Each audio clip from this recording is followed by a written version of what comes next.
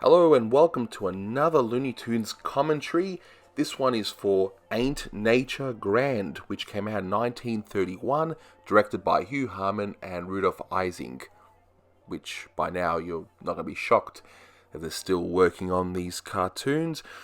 I'll be seeing their names a lot over the next few cartoons. Once again, apologies for the poor print. This is the best I could do. But really, we're not really missing too much, although the framing is not the best. I mean, we're clearly missing some parts on the top here. But I do like the fact that they at least attempted some reflections here, which is pretty cool. But this one, yeah, sadly, not really much of a story. Unlike the previous one, which at least had something. But this is pretty clever. I like... Well, that...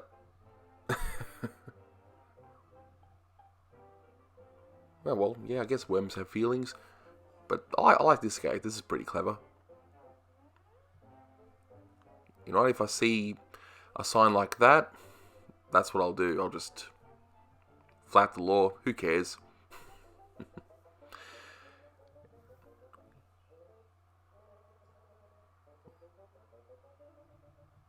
But I do like how they actually followed up with what happened to the worm afterwards. But again, with this not having a story, this is just a bunch of random gags that all put together. I mean, it's not a bad cartoon, but definitely one of the weaker Boskos I've seen. I do like the different run cycles here for the worm here.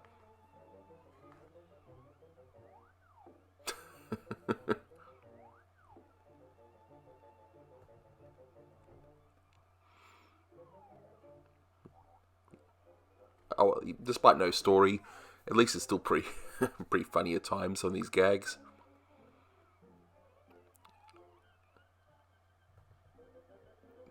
I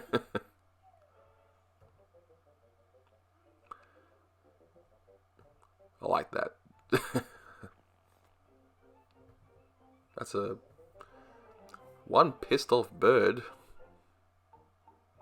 But now we're back to the supposed story with him fishing. I do like the expressions on the fish here once he gets a hold of him. Actually, just look at him just rolling his eyes. It's like, ugh.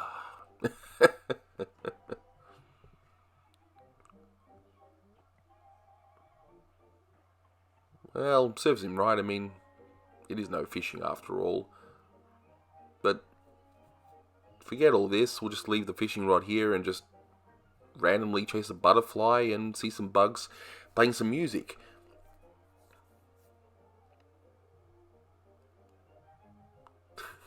Yeah, he's so happy. But again, it does show one of the bigger problems with Bosko. He doesn't really have much of a personality.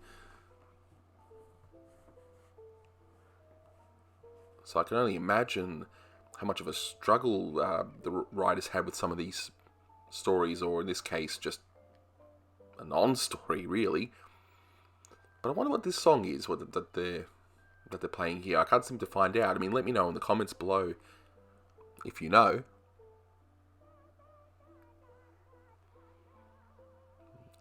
Yeah, those bugs are definitely not happy, and you'll see what they do to him is actually,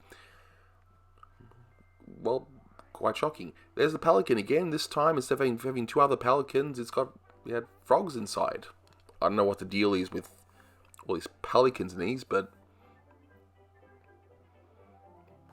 yeah, we're treated with just a random dance because why not?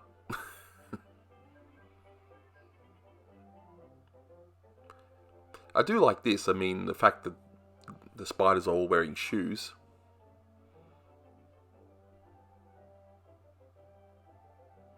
And I do like what well, I'm assuming it's the mother. I don't know. I mean, I didn't realize spiders actually raised young like that, but anyway. But Yeah, I mean, I've had my kids try it. Both my kids using each arm for doing something like this, and I definitely didn't have a smile on my face, let me tell you that. But remember those pissed off bugs? Well, at least there's now a callback to it. And let me tell you, these bugs must be really, really pissed off at Bosko for ruining their little dance. But this is pretty clever. So it just turns into a fighter plane. That's pretty cool. But I thought, well, with what they actually do to Bosko here, I think it's actually quite mean, but...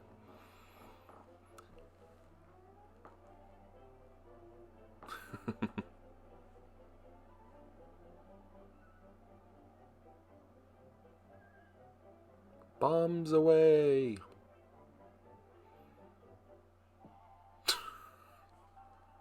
That's just mean. But not as mean as what happens now. This is...